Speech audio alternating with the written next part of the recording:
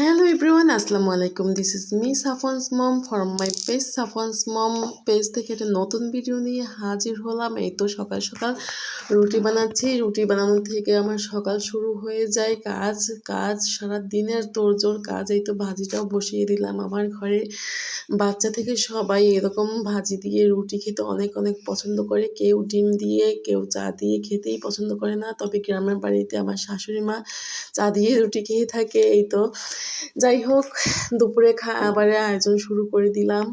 Roast রান্না করব আরও অনেক। এটা হচ্ছে শুক্রবারের ব্লগ ভিডিও। আজকে এডিট করে দিলাম। সময় পাই না শুক্রবার। অনেক অনেক কাজের প্রেশার থাকে, প্লাস বাচ্চা সামলানো, ঘর সামলানো, রান্না বান্না সব মিলিয়ে ব্যস্ত থাকি। যাই হোক, আমার ঘরে আমার হাতের রোস্ট খেতে আমার জামাই, আমার বাচ্চা অনেক অনেক পছন্দ করে। আমার হাতের রান্না খেতে তারা এত এত ভালো লাগে, তারা এত এত প্রশংসা করে, তাই রান্নার মন মেজাজ অনেক ভালো থাকে আমার হাতে। তাই মনের মাধুরী দিয়ে রান্না করি। এই তো রোস্ট বসিয়ে দিলাম। এটা শুক্রবারে রান্না করেছি রোস্ট।